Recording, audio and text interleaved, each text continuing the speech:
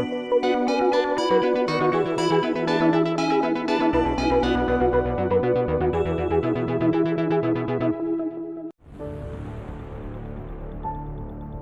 here for Umbra Games with a review of Mass Effect Andromeda, played on PlayStation 4. It's been almost exactly 5 years since our journey with Commander Shepard resolved in the Milky Way. Well, it's time for humanity and the 4 other alien races that are often most friendly towards them to start a new chapter, which involves 600 years of cryosleep on a journey to the closest galaxy, Andromeda. You assume the role of the son or daughter of the Pathfinder, a new made-up role of which each of the 5 alien races have one for its arc of 20,000 colonists. Pathfinder's job is to lead their race to a viable planet, termed Golden World, and help build a new civilization. It's sorta spoilery, but anybody who's ever watched a movie ever could see this plot twist coming that the Golden Worlds aren't so golden, and Daddy doesn't make it past the tutorial mission. As a Pathfinder's child who doesn't have the training or knowledge that Cora, the second in command of the Pathfinder, did, of course he says that you should take on his mantle, take his ship, and make the most important and sometimes emotional choices to steer everyone to a happy ending. Mass Effect Andromeda keeps most of the control scheme and views similar to that of the previous trilogy. You control your character in a third-person over-the-shoulder view. When inside non-hostile area, you wear your relaxing wear, but when outside, you have 4 pieces of equipable armor, all of which come with a jump jet. So if you've ever stopped and thought about exactly what was missing from the Mass Effect games, and you came up with the idea of platforming, your dreams have now come true.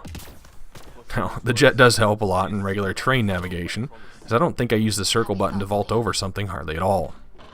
It also presents some fun combat situation, as aiming while jumping gives you a moment of slowdown and aim. Speaking of combat, we have hit a new peak with Andromeda. The game functions even more as a competent shooter. The plethora of abilities available allow you to really customize your experience, with the main drawback being you only get to equip 3 abilities at a time.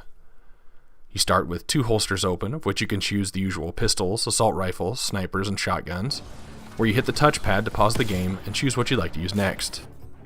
Abilities are set to L1, R1, and L1 plus R1, and keep to the 3 trees, Soldier, Biotic, and Tech. For those not familiar, Biotic is the magic system of the series, where certain life forms are capable of using Element 0, embedded in the skin, to alter Mass Effect fields, to throw, pull, and cause other types of chaos. Well, I guess technically Tech is kind of magic-y too, as you send lightning bolts flying from your hands, but whatever. Traditionally, Mass Effect has had you pick a class early in the game, and then work on skill trees of that class. Andromeda is completely free-flowing to an almost overwhelming degree, as you can immediately put skill points into nearly any skill of any tree. The class bonuses take effect in the form of a profile, which has a technological explanation, allowing you to change between the 3 or combinations of those with the flip of a switch. You open new ranks of those classes at different point investment thresholds, increasing the bonuses given. I would say the limiting downfall is that you only get 3 abilities available at a time, no matter which way you go. It's not even that they're hotkeyed and you have to go into a menu, it's that they're gone. I'm guessing this is probably due to balancing issues, as I stuck to the soldier profile myself, but loaded up a biotic pull and a tech overload in combination with the soldier's concussive shot. I could take out nearly every enemy with a quick combination of those 3. AI in both your squad mates and enemy oscillates between decent and terrible, including squad mates just jumping up and blocking shots or getting in your line of fire, to enemies doing a crazy flanking maneuver to sometimes just standing there. There is no crouch button, and instead your character tries to take cover when you're close to a suitable object. Yeah, that plays out about as you'd expect it to. There is very little variety in opponents in this game as well. Enemies are either wildlife, belong to the Kett, or are part of the Remnant. You meet one of each enemy type fairly early on in the game, and then you don't see much else throughout the entire journey. There's quite a variety of weapons available to you, and 5 versions of each with increasing Roman numerals denoting its power. You can find drops from enemies and dig through containers, but Andromeda also has a crafting system. There are 3 factions where you gain research points by finding random things in the environment to scan. Using these accumulated points, you can open up blueprints for weapons and armor. Then you have to collect the materials needed to actually produce one of the items, including augments used at the time of crafting to alter power or behavior of the final product. The tutorial for this process was fairly light, and having everything you'll be able to make to research from the very beginning of the game made this kind of intimidating. Not just that, but I decided to research and build an assault rifle that ended up needing to charge every shot to fire it, and I personally didn't like that at all.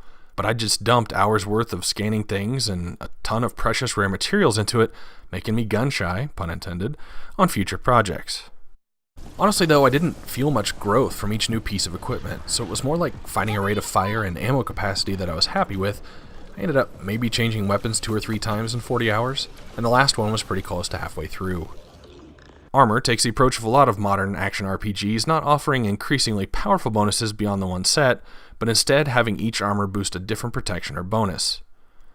The problem is you can only change your weapons and armor through your initial deployment on a mission or at one of the forward stations that get deployed on the planet, removing strategy from this element.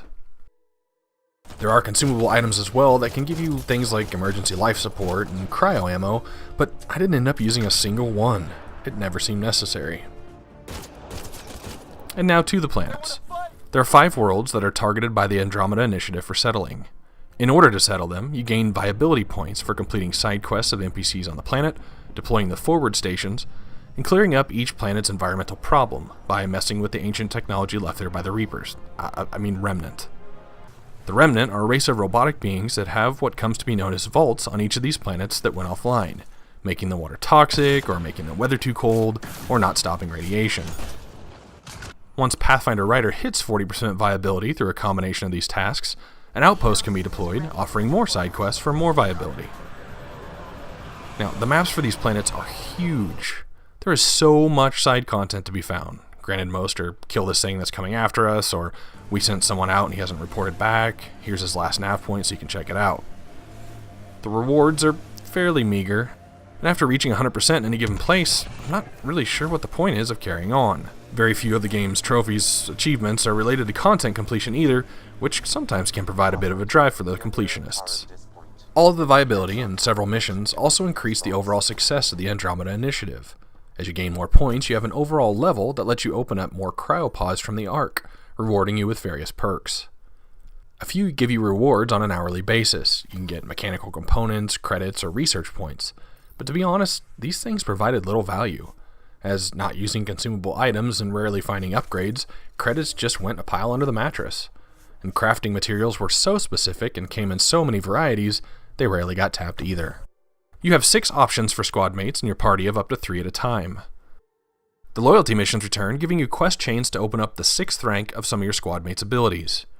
Now, I loved how the loyalty missions affected the outcome of the story in Mass Effect 2, and while you do get small benefits from these in Andromeda, they just don't seem to have that much of an effect. The space station known as the Nexus serves as a command center of the Andromeda Initiative. You can also find quests here of nav points of someone that hasn't reported back from a planet, or someone asking you to scan 5 hidden places somewhere on the Nexus.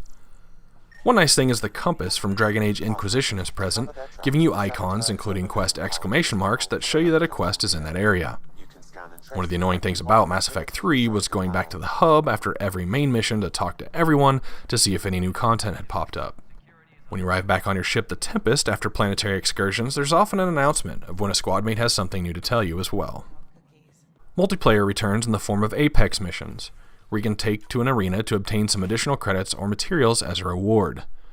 If you don't want to get involved with that, for most missions you can just deploy a team with a success rate possibility that after a given amount of time will return with those credits and rewards. Where Mass Effect 3 let the multiplayer influence the main story, unless I just missed out on some sort of massive thing, I didn't see it here. Overall, I'd say the most frustrating thing about the quest setup is how they span worlds or require timing. One example, with no spoilers, is Jaw's loyalty mission. We're on a planet doing something, he says he wants me to meet somebody later. The second I get back to the Tempest, I have an email saying he's ready for me to meet that person, which was literally 5 feet from where we were when he told me he wanted me to meet them. I'm sure there are probably quest triggers here that if something wasn't done, maybe it would have made me wait, and the quest designers were just working with the tools they had at their disposal. But I'm having a hard time recalling the last time I didn't want to bother finishing a quest because I didn't want to go back to the quest giver. Once I got going in Andromeda, I rarely visited the Nexus, as the 4 minutes it took to get back there just to hit the next step in the chain didn't appeal to me. So next we come to the biggest point of contention of this new entry. Several videos were released of people with early access copies showing some very questionable animation and art in regards to character models. I usually don't read previews because I don't want my expectations or opinions shaped before I have the first-hand experience. I wondered if I would have noticed these issues if I hadn't known, then I determined, yes, I absolutely would have.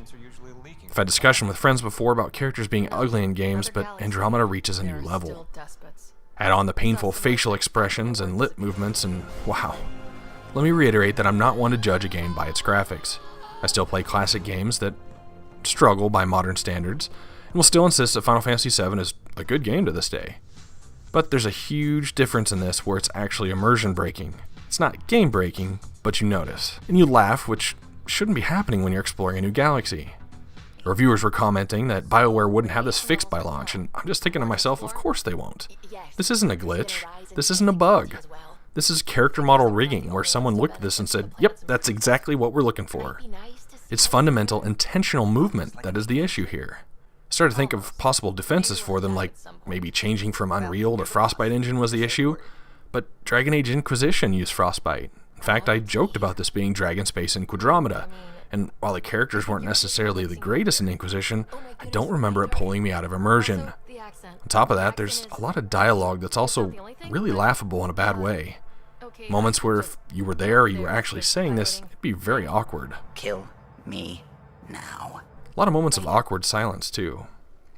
And I have no intention of using this channel to take political stances one way or the other.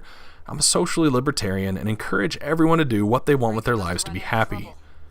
Bioware always seems to pride themselves on this, quote, romance in their games, and when they've reached a day and age where I play a female character and none of the males on my ship are interested in me, and I have romantic dialogue options with nearly everyone and their cheap, awkward pickup lines, the whole thing loses nearly all of its merit. Now, I may be off my memory, but I felt like previous games required you to take that character into your party, build a relationship through various dialogues, and do their missions with them before this became an option. My wife called my character a slut as she watched me choose that option just to see what would happen in Andromeda. And aesthetics aside, from an evolutionary standpoint, when you have 20,000 humans so far away from hopes of reinforcements, you're probably going to pick and encourage your people to reproduce in order to populate Andromeda and get as much DNA propagation as possible. Okay, rant's over. System exploration has varied so greatly since the first game. While you can land on the 5 viable planets and main missions take place in a few others, the other 100 some odd planets to look at feels like playing the game Myst, as you point and click to watch movement between 2 places before pushing L2 to scan a planet, sometimes finding an anomaly. These anomalies are satellites from which you can obtain additional research points, ships that offer components to aid in crafting, sometimes mineral deposits, or you can get experience for finding a mountain. 600 years of travel time, experience for seeing a mountain from space. Whatever. Some systems have no anomalies though, so the process of exploration just gets monotonous. Now, if the transitions were smooth and objects weren't jerking around as you took off from planet to planet, this could be a relaxing, enjoyable process. But the constant changing camera angles and little rewards make this a chore even beyond the mineral excavation of the second game. You do have an all-terrain vehicle again, known as the Nomad, but this is only used on the viable planets. Now, I know I'm probably alone, but I missed that exploration of the first game because it felt like we were exploring the universe, not pressing L2 from space. And as much as people complained about the Mako in the first game, and Bioware had 10 years to work on it, I feel like the Nomad controls even worse. Now, I could take some time to go into the science of this new entry, how the trilogy felt like they at least tried to explain everything. And while some was far-fetched, at least they tried. Traveling 2.5 million light years, which is how far Andromeda is from the Milky Way, in 600 years, for example, without a Mass Effect relay to help speed up the process, means they were traveling nearly 4,200 times the speed of light by my calculations. Now, if that's correct, why would they need the Mass Effect relays in the Milky Way? And another thing is, finding the Golden Worlds ahead of the journey? I mean, how did they know? First of all, how can you see that far away? And not only that, but they'd be looking at the past because of the distance it would take for light to travel. There's no way someone could estimate that. Okay, second rant over. They did nail the environmental graphics. There's so many times I stopped in awe at the textures and environmental effects. The planets feel extremely different, so the environments are always changing. Load times are also very quick, which I usually judge by my desire to fast travel, and I did it often. So if you love the universe of Mass Effect or are looking to make your entrance to it now, Andromeda features a massive galaxy with a possible record-breaking amount of side quests and content, beautiful, diverse environments, best combat the series has seen to date, with an amazing amount of class flexibility, some middling AI, tons of characters to talk to and content and lore, immersion-breakingly bad character animation, recycled main story ideas, multiplayer matches with campaign-integrated rewards, disappointing planetary exploration, limited plot effects from your choices, but tons of stuff to do. Rated as an action RPG, Mass Effect Andromeda lands at a 65 out of 100 on a true scale of 1 to 100, with 50 being average. This is Jiro for Umbra Games. Thanks for watching. Trying to keep up with all games large and small? Hit subscribe to be notified of future videos, or follow me on Twitter @Umbra Games.